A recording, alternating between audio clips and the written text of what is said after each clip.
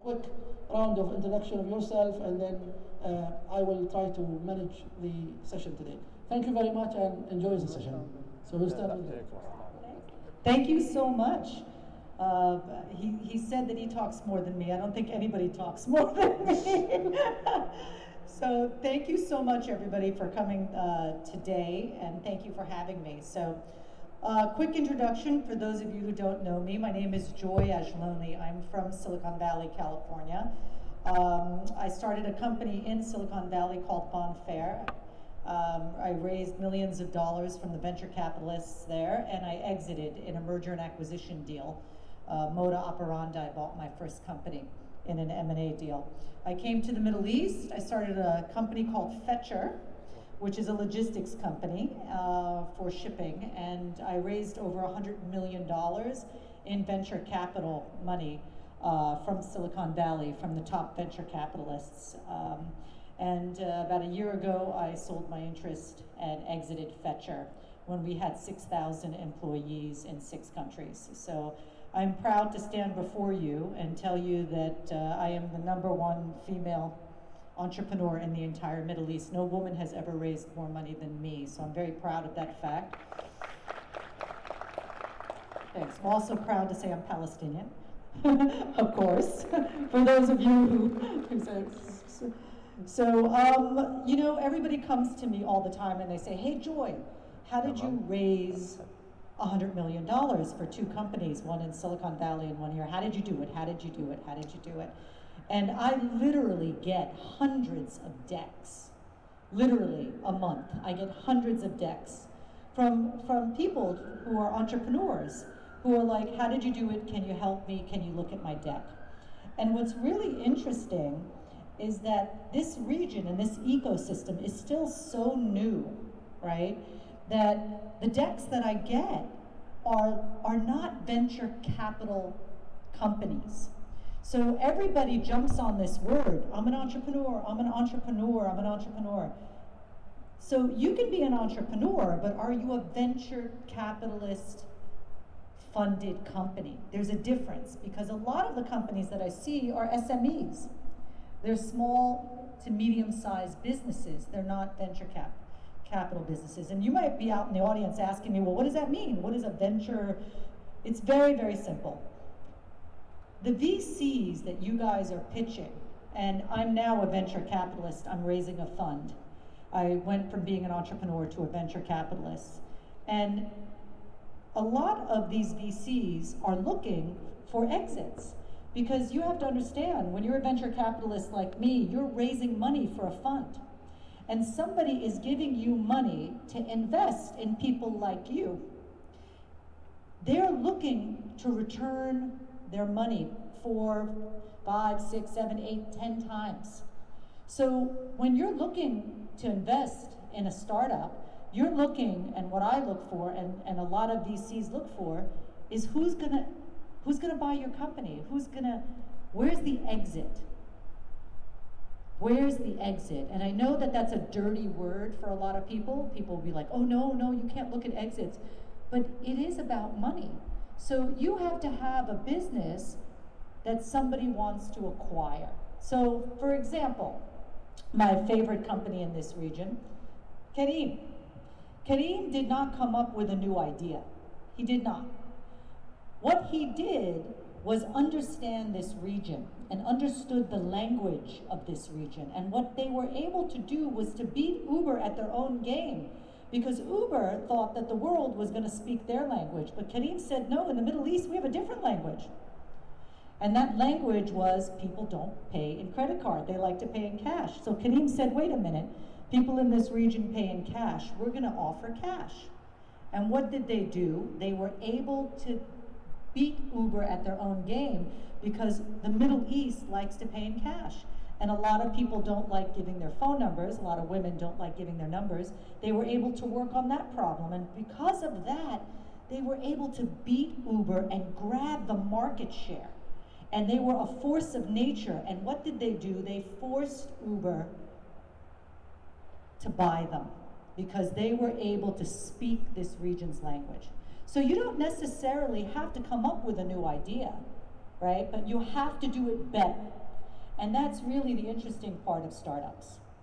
But when you are raising for funds, you have to really think in the mind of the investor, because the investor wants to return money to their LPs. LPs are called limited partners, and those are people who invest money to invest in you. So that's something that's really important. Another thing that I noticed is that with a lot of these startups, your team is everything. Your team is everything. You have to have a really strong team. If you're gonna be doing taxi service, right, and you're somebody who worked for a taxi company for 20 years, I'm gonna invest in you because you have the knowledge and the experience and your team is seasoned, right? But if you come up to me and you say, I'm gonna build a taxi company, and you're like, well, have you ever worked in a taxi company? No.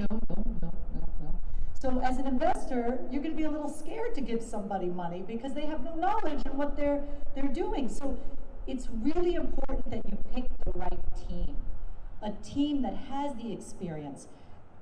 This is so important, and I don't see a lot of that in the decks that I see. And another thing is, it's really exciting for investors like me to see that you're solving a problem. Investors love when you're solving a problem. What problem are you trying to solve? Because investors get excited about that because they see the potential in the growth of such an idea, right? So when you're going to pitch, it's really good that you say, hey, I'm so-and-so, right? And I worked in this industry for 25 years and I see that there's a problem. And guess what? Since I worked in this industry for 25 years, I figured out a solution because I've experienced it, I know about the industry, and now I want to fix this problem. See, now that's really exciting to an investor, because if you can speak about the problem and your experience in fixing it, we're going to give you money because you're lessening the failure rate because you're somebody who's been there and done that. And that's really important. You have to put yourself in the mind of an investor. Right? You have to look at the investor and say, they're investing in you, they're investing in the idea, they're investing in solving a problem. That's how you have to think. And raising money is not easy.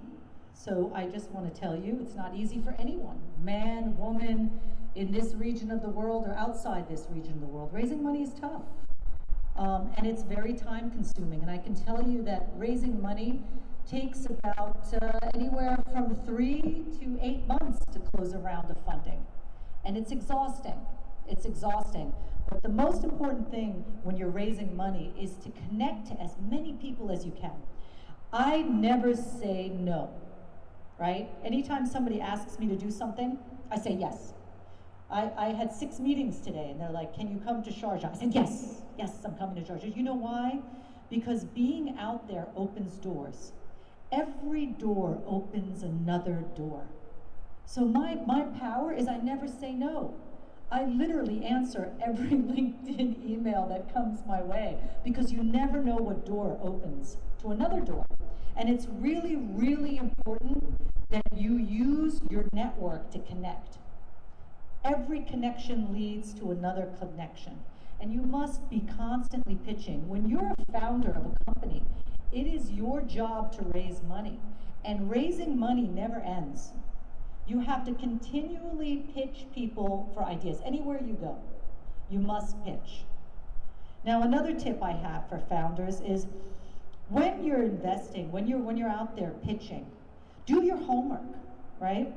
Like if you're in femtech or you're in health tech, and you're pitching an investor, and they invest only in tech, or in logistics, then you're wasting your time. You have to do your homework when you're pitching investors. You have to see what they pitch and what they're looking for. And then when you go in there and you speak to them, be intelligent. Say, I see that you invested in this company, right? Investors like to know that you have looked into what they have done and that you're coming to them educated and well-read. And that really shows the kind of entrepreneur that you are, that you're an intelligent one. Thank you for the introduction. Yeah. That was a long introduction. I have Sorry. to stop you now. Sorry. Otherwise, me and Ahmed will sleep.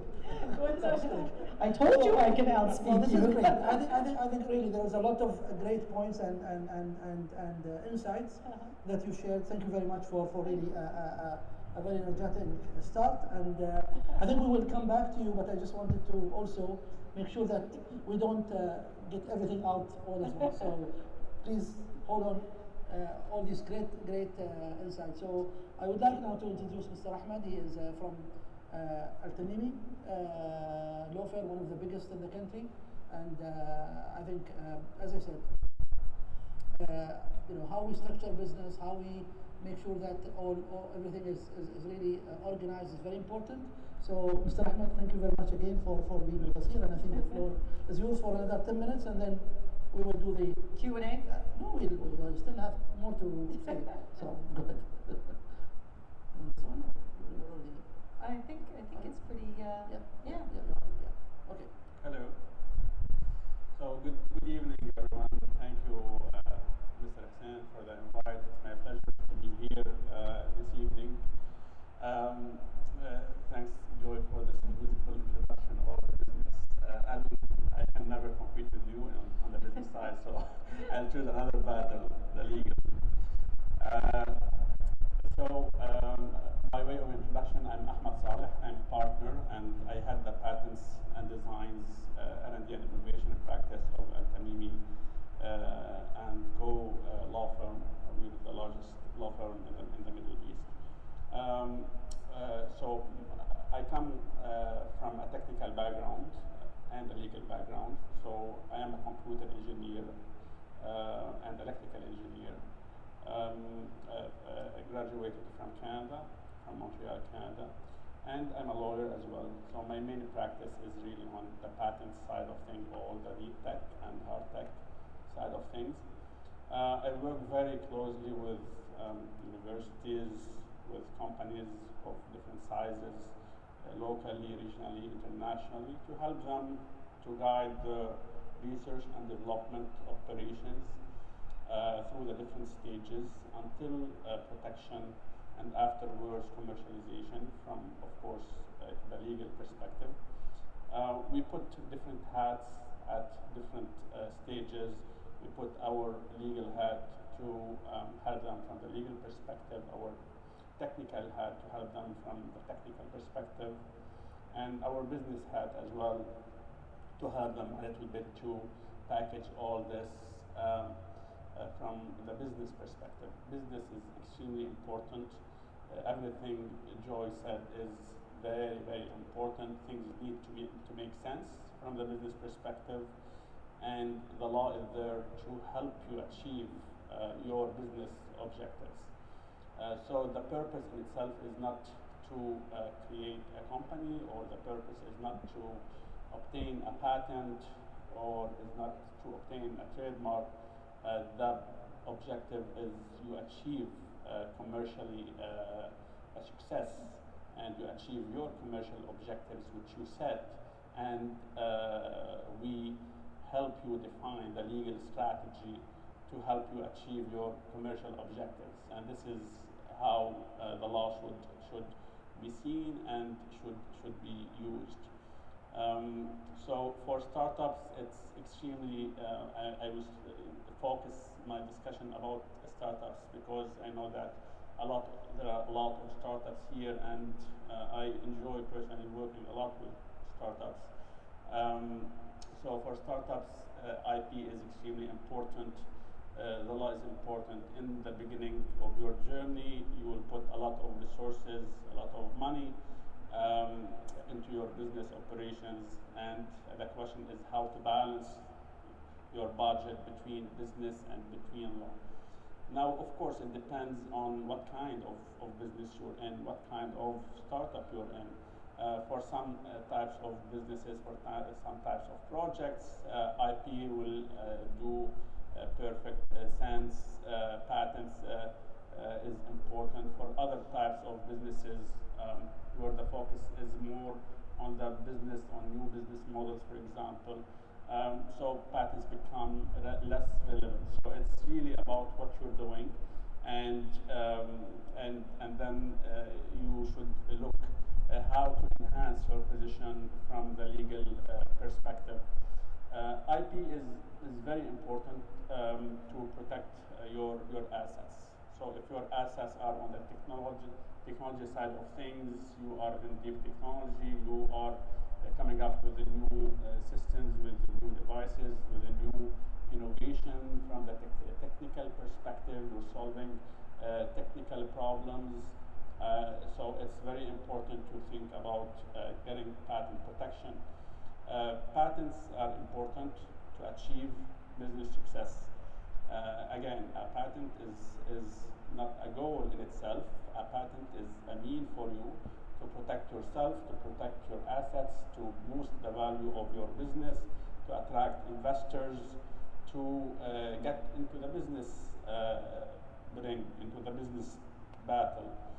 A patent can really give you some kind of leverage. When you are a startup, you are vulnerable. You are vulnerable. You don't have the resources big companies have. We are not in a charity kind of society when it comes to the business world. So there is no free lunch, as everyone knows. A patent is there to protect you and give you some kind of leverage. They can secure you a chair to sit with larger companies to discuss collaboration in many occasions, and this depends really on the value of your technology and the value of your patent. So it's very important you look into what you're doing and consider if a patent is relevant for you, and then consider how to protect your assets very early in the process, because there are many legal requirements to get a patent, and one of them is novelty. Of course, I will not dive into technical or legal details here, but it's important that to know one thing. Novelty is very important. If you have a new invention, don't disclose it until you secure at least a filing for your patent application. A study made by MIT, I've conducted an executive program at MIT the last year, a one-year program focused on innovation management, and I've learned a lot. It was a fantastic experience. I've done it as at the age of 40. So it's a midlife career kind of new education, which I consider extremely valuable. So a new study by MIT found that those who have a patent have 87 times more chances to succeed in businesses than other companies. And of course, here, it's a study made on enterprises between 1995 and 2005, 1995 to 2005, on hundreds of companies, and this is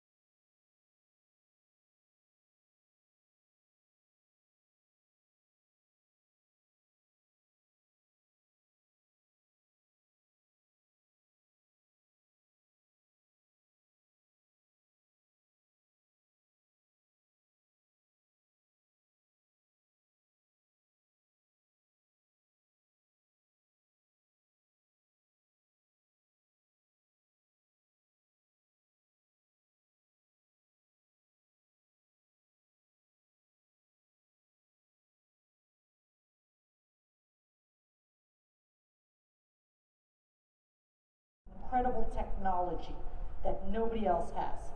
Yes. But it's more important to execute. In Silicon Valley, the VCs will tell you, execute, execute, execute. That trumps everything. So I just have a different experience with patents, and I wish to God that I didn't spend all that money, because at the end of the day, it was wasted. Somebody made our patent obsolete in 5 minutes. Perkins Coie made sure of that. Well, of course, you would expect, I totally disagree with this large statement. It depends on the industry. It depends on the industry, it depends on the lawyers, it depends on the internal management of patent portfolio.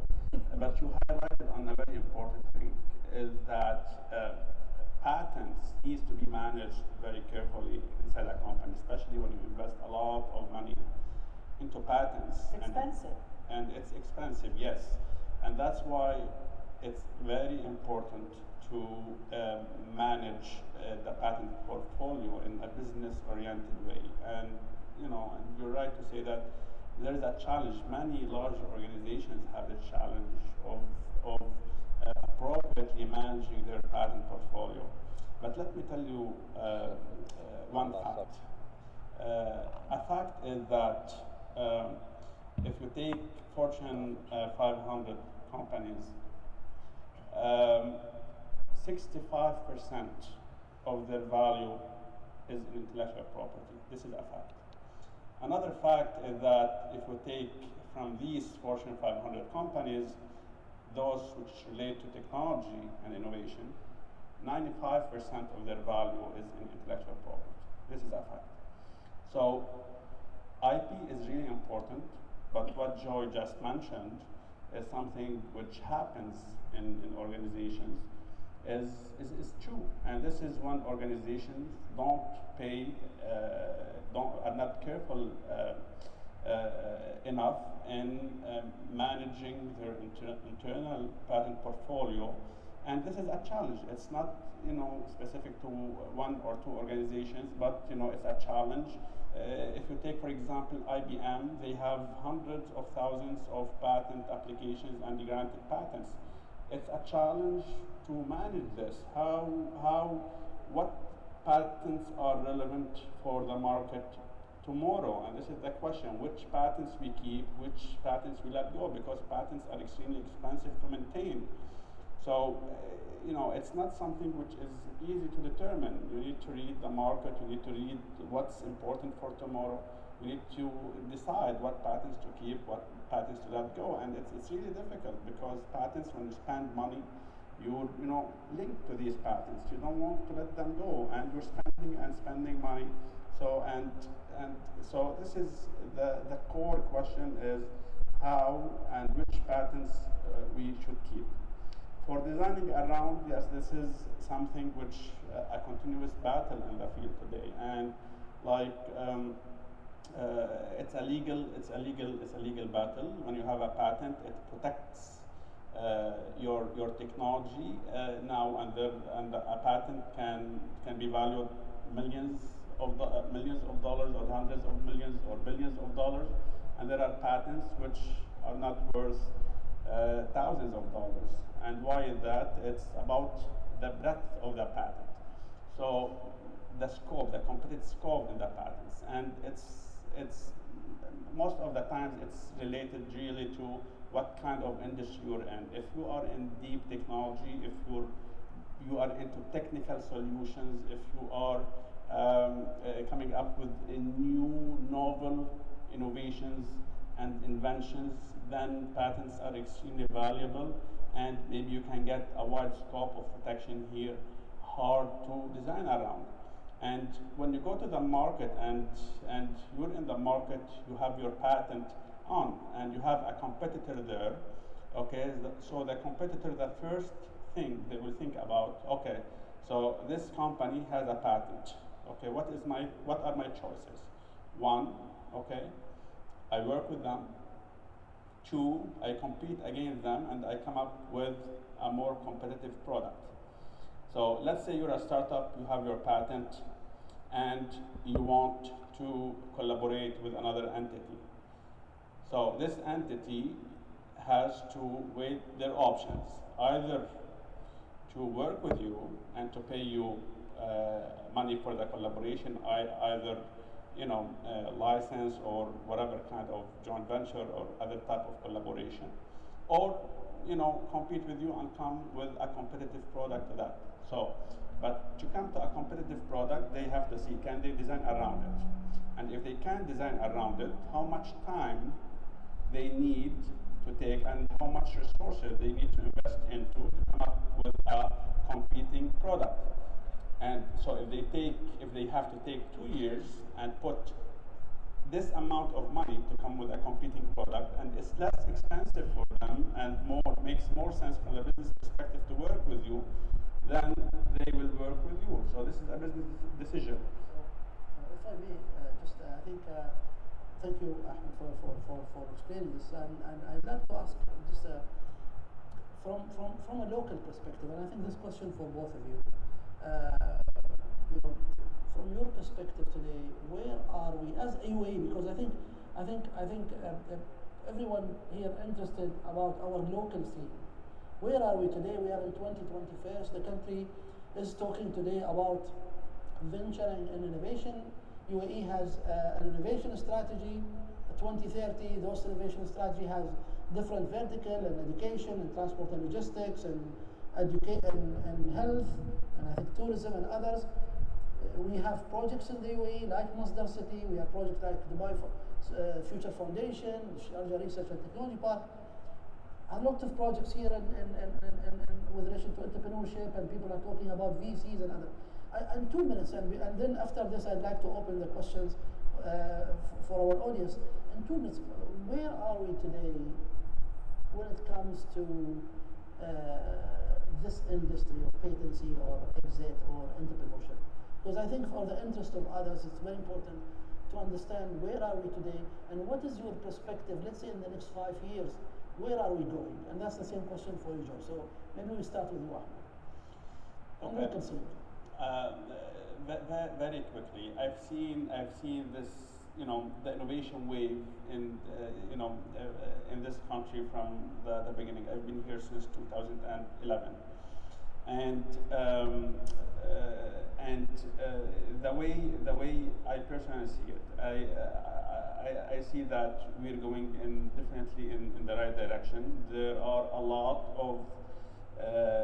of activities going on today. The innovation ecosystem, we are not yet completely there, but we're definitely in the right direction, and we've moved at a very, very speed pace since 2015 until today.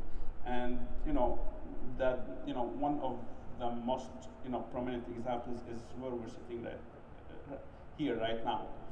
This building, I've been coming here for the last 2 years, and the changes we've seen here in this ecosystem are incredible. And I strongly believe that this is definitely going in the right direction. This is an ecosystem where we will see startups working with other startups, working with larger companies and corporations, which need startups for this entrepreneurial spirit. Where venture capital firms definitely they'll come and they look for investment opportunities here, where there is governmental support. All these are key players for an innovation ecosystem to kick off, and we do have it now. So the different key players are aligned. Yes, it takes a little bit more time. It takes time and determination, but I definitely see it coming, and by 2025, I expect to see at least a couple of more unicorns coming out from the UAE. From Sharjah, definitely. Make me happy, please. Okay, so Joy, what's your perspective? Why, today I know you have your own views, and I always say we cannot compare Sharjah or UAE to Silicon Valley, and we cannot compare Silicon Valley to Shenzhen in China, or in I don't know, Marseille in France or others. You've been here in UAE for some times. What's your insight? Where are we today? And what do you think for the next 5 years? where do you think we're going to go? And what probably enablers, what do we need to do to really accelerate, this innovation? We need, can you hear me okay? Yeah, okay. So what's needed is money. We have plenty of money here. No, People think the whole world is here for money. no. I mean, this is a rich region with 60% of the oil and gas is here. Yes. Saudi announced this week their big investment, Abu Dhabi, Dubai, everyone. We need two things, Yes. okay, in my experience. We need the cost of setting up a company to be like nothing. It needs to be zero cost. What I experience, Okay, just this. I'm going to Yeah. go back because I like to. it needs to, you No, need. you said Yeah. let's take one by one. So you said we need money. What do you mean we need money? So we need more money for early stage investment. We need more money for seed funding and Series A. We need more venture capitalists to invest in early stage deal flow, number one. Number two, we need the cost of doing business for a startup. In the United States, I go on GoDaddy, I buy a domain name, probably cost me $5, and I'm in business. I don't pay any taxes because in the United States you don't pay taxes unless you're profitable, and most startups are not profitable for 5 to 10 years. They don't make any money. So I don't pay taxes in the United States. I can open up in my mother's garage and use her Wi-Fi, and I'm in business. Here, we need to make it easier for startups to come into fruition. We need to make Can it I ask you cheap. questions? Really? Yeah. Do you really think that this $2,000 or $3,000 that entity like us, for example, charge to open and take a beautiful distillery is stopping people from? Yes, Do you really think? I do. Because the cost of doing business, it's better, it's definitely better, but we need to get it to zero, where it costs nothing to open up a business. Let's do this. How many of you think that this is really a critical question? Wait, let me finish. To start a business. Really, please raise your hand if you think that this is the intro, the cost of doing business is preventing you to. Okay, how many? Okay. Well, A lot of hands. okay. Well, we have 50% saying yes, 50% saying no, which is okay. It's expensive. Rent. Every time I want to hire an employee, I have to pay for their visa. If I want to get somebody to come out, if I want to let them go, the cost, the rent, the structure, the fees, they're expensive. It costs a lot of money to do business here. So, I'm just saying that it's definitely better than it used to be, but it needs to be zero, because that's when startups will really flourish. When I can open a startup in my mother's garage and pay no money on rent and no money on visas and make it really cheap to have these young students create things, because the number one thing startups don't have is money. And even $2,000 is too much money. Even $500 is too much money, because the one thing startups don't have is money.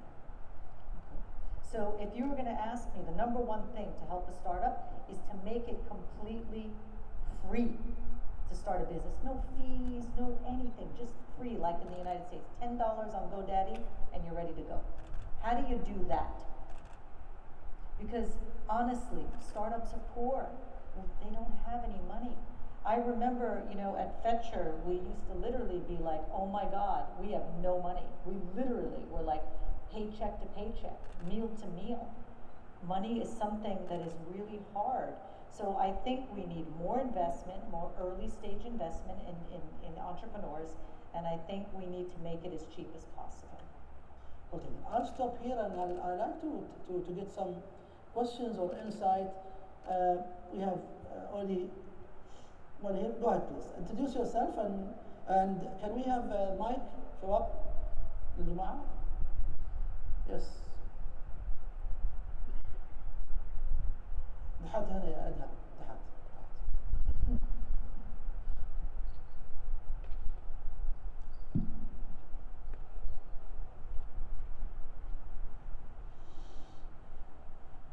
Yep.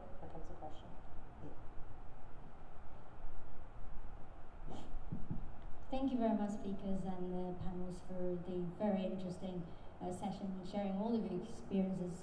My name is Kitty from the UK, and we are social enterprise building vaccination systems for remote areas to make sure vaccines stay at the right temperature range when they are out there in the field in remote areas. So my question is, you talked a lot about exiting and returning the investments for the investors. So if today the founders would like to build their business in order to create impact for the world and they want to keep running the business, what would you suggest to the founder when they speak to investors? Thanks a lot. I suggest that you find VCs that love impact. There are venture capitalists that love impact. I would suggest what I said earlier, which is do your homework and find VCs who are passionate about impact. That's what I would say. But even when they're passionate about impact, impact still has to lead to an exit. You can make impact and make money. You see, people are confused. They think impact means no money. No, you make an impact and you still are profitable. So one does not exclude the other. They're still on the same projection. Thank you. So, but if you want to keep running it instead of selling to other people,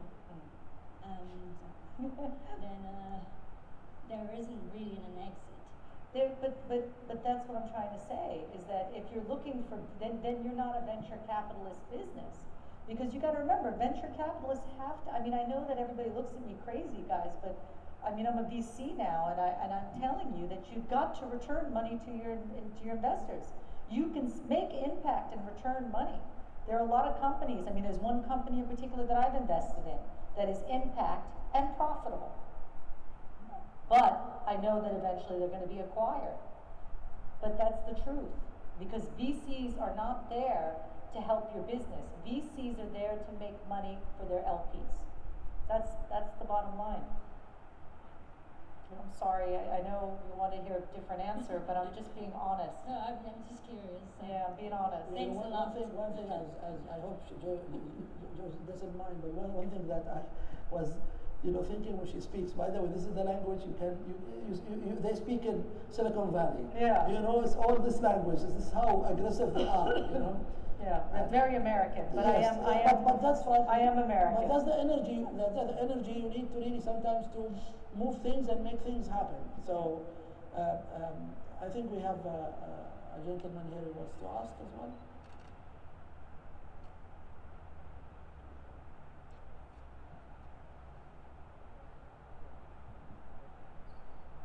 Good afternoon, good evening, everyone, and thank you everyone for this opportunity. And I really love the way Ms. Joy speaks. Yeah, all of you. So I'm Adi. I just turned 14 last month, and he's my friend Rishabh. He's 18. We are the co-founders of a global peer-to-peer learning platform called Tangled. And my question is simple. We as young entrepreneurs, it's really difficult for us to network with people and we meet new people who we could work with. And one thing which you discussed was finding new people who could work with us. So example, I'm a designer and I do some programming, but I'm not really good at it. So what I did was I wanted to hire someone to do some front-end programming, and it was really difficult for us. We had to talk to a lot of people to work for free for us, because we didn't have any capital to spend for that. And apart from that, so we wanted to go to investors and we want to convince them that we can pay you back money and we are going to be a profitable startup hopefully one day. But how do we prove them that we have the skills? And I mean, we do have the skills, but how do we prove it to them even though we don't have experience? Could you elaborate on that? Well, investors like to see minimal viable product. Do you know what an MVP is? Yeah. Okay. They want to see that MVP. So it depends on what stage you are of raising money. If you are in an angel round, then you don't need a minimal viable product. Angel round is pre-seed, which is, they call it friends, family, and fools. As you guys have heard that before, right? No? Okay. Jamia. What? Jamia. Yeah. So it depends on what stage you're in. Okay, so you guys are looking for what? Pre-seed? No, we're done with pre-seed. We have a working product as well. You have a minimal viable we have more than product. 1,000 students in the platform and 50 teachers. And you have traction. So you're generating sales. You want to speak? Right, so we're not exactly generating sales yet because right now our platform is free to use. We have freemium model, so about 6 months down the line is when we plan to introduce the premium feature. So we have users right now, but we aren't charging them yet. Okay, so you need to show that your minimal viable product has legs. Do you know what that means? Legs, it's a VC term. It means that it's up and running and it's generating income. You have to show that it's generating income. You've got to show that somebody wants it and somebody's willing to pay for it. You've got to show that. And you guys haven't done that yet. So once you get people willing to pay for your product and you increase month on month, even if you increase a little bit, but you show that the hockey stick, you know what a hockey stick is? It's a Silicon Valley term. You start off flat, flat, flat, flat, flat, and then you go like this, the shape of a hockey stick. Investors want to see that your idea has legs and somebody's willing to pay for it, and every single month you're getting more people willing to pay for it. So when you're at that point, then you start raising some money. And you guys are not there yet. From what I'm hearing is that you have a couple of more tweaks to make on the MVP, and then you're going to release it for some traction. You've got some users, but you're not generating income yet. Is that correct?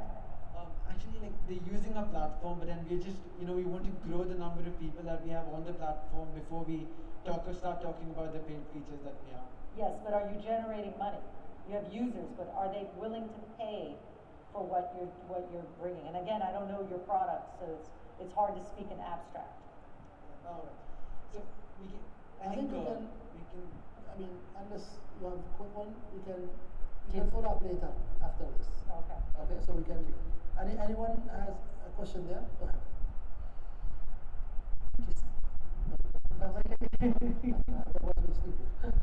Good evening. My name is Haysam Ayad. I'm a pharmaceutical scientist, and I was very interested about the discussion about the IB. Of course, I have already filed 3 IB, so I know the importance of IB, especially for pharmaceutical science industry. But I heard what you said, Joy, about your experience, and I respect that because this is concrete experience where you lost money by filing IB. So I would like to hear from you, Ahmed, about the, let's say, concrete example from, you said about the Fortune 500. I'm working for one of them, so I know that. But let's talk about locally here. Can you give us an example about a startup company that you helped it to file IB, and this IB was successful, that it generated benefit and was useful for the startup? Can you give us an example from that concrete one, please? Well, it's conflict of interest. You can't divulge your clients. I mean, your IB usually is the public, so you think you can talk about something in public. I know that here in this region people are very confidentiality, but IB is public, so everything is you can Google it and you find it. So I talk about something which is concrete. Thank you. So thank you for your question. Okay. So yes, as you mentioned, in the region here, or if we speak about the UAE, most of the patents which have been filed in the UAE here originate from universities. So universities patents, they count for, I guess, more than 50 or 60% of the total number of patent applications which are filed. And universities today, in the last 2 or 3 years, they started, building these innovation parks and science parks in order to commercialize and bring to life these patents. And we've seen good examples of commercialization of these patents. University of Sharjah has very good examples of patents which are being commercialized. The United Arab Emirates University has good examples. Khalifa University has. AUS has good examples. So yes, we do see every day success stories with patents being commercialized. And as I mentioned, patents really can, secure you, a seat on the table to discuss with, other companies and bigger companies, business collaborations. This is, as a startup, it's one of the weapons you have. Okay, patents can be used as a very, very strong business weapon. You can use it as a shield or as a sword, depends on the situation. So, and should never be underestimated, especially, particularly when you are into deep technology. This is really important. Success stories are there. Governmental entities also file for patent applications. So there are governmental entities which have increasingly focusing on patents and being commercialized. I can't mention names because many of these are our clients for confidentiality reasons. But yes, we know success stories, and it's building up. Remember that in the UAE here and in the region in general, we are still at an infantile stage in the process of building this innovation in a ecosystem. But things are moving up and going in the right direction, and there are success stories. So congratulations for your 3IP, and I hope that you can build business success based on this. And as Joel mentioned, business at the end of the day, is the master, and I strongly believe in that. And your legal vehicles, IP or other legal vehicles, are there as tools to achieve your business objectives. Thank you. Any other questions? So we have another what? Another one. Go ahead.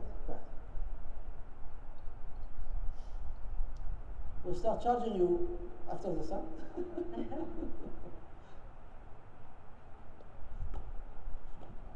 Sorry, one last question for That's me. a good question. I said before we start today, I'll do a health and safety announcement before I started. I forgot, but I'm glad that we have this. And please do wear your mask and wash your hand, please. Go ahead and keep distance a little bit. Go ahead. Thank you. So we don't have any patents in the UAE region, but if we were to start developing our business here, what sort of strategy would you suggest we would take? Thank you. I agree. So You're what was the asking question? him, right? The patent Yes. question. Yes. For me or yeah? The gentleman. Patent Abdulrahman, yeah. Can you repeat that question? What was Yeah, the question? sure. So our patents are in UK, US, but not in the UAE region, not in the Middle East. But if we were to looking to develop the business partially here, what would you suggest? What do you suggest in terms of In terms of patenting your technology? Okay. Patents. It depends. So you have patents in the UK and other countries, and now you're building your business here. So your question is whether it's relevant for you to bring your IP and you register your patents in the UAE, right? Yes. Okay.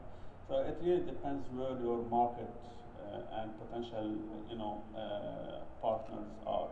So if you are into deep technology, you have physical products where the manufacturing will take place. So you need to protect in the countries where you will be manufacturing your products, or in countries where you will be commercializing your products, or in countries where you have potential, business partnership to build. So these are, you need to know where are your markets and focus your IP with these relevant markets. Of course, no one has, even the largest companies don't have enough budgets to protect their IP worldwide in all countries. You need to pick your main market. So as a startup, I recommend you to really build your business plan, look where your main big markets are, and then focus your IP to these relevant countries. Thank you. Thank you. So I would like to ask both of you questions. We are a government entity. We are mandated with developing this innovation ecosystem.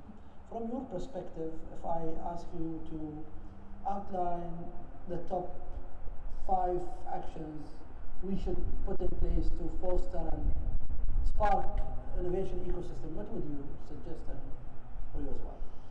The top three. Number one, no fees to start a startup. When I built my business here, it was really, really, like, I'll give you an example.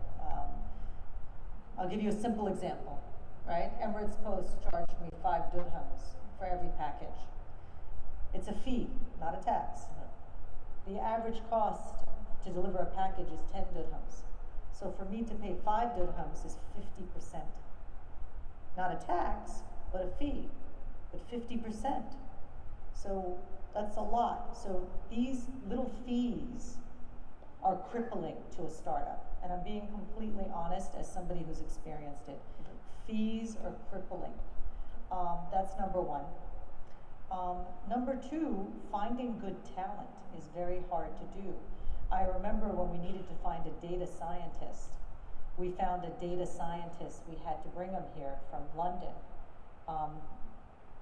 It cost us so much money between relocating him, visa fees, the cost of setting him up with licensing, the cost of talent and finding people to fit needs that you need is extremely expensive. Visa costs, it's expensive. And you know, this is number two. And number three, expansion. Like when you're in the United States, you go into one country, 300 million people, done. Here, what would really help is uniting the whole GCC, so you need one license. Because in order to get the 300 million people, you need to be in Kuwait, Qatar, Bahrain, Egypt, which is not the GCC, but Saudi Arabia. You need to be in all these countries to have 300 million people. And every time I go into another country, I have to hire a lawyer, have a local partner. It costs insane amount of money. What would help is one license to cover the entire GCC. That would help startups immensely. One cost, one entrance fee to unite all of them so you have one market, one powerful market. Okay. Yeah, point well taken. I don't know, Sahman, if you want to. Well, as I mentioned, I think we're really going in the right direction, but there are, of course, many things which will help to accelerate the process.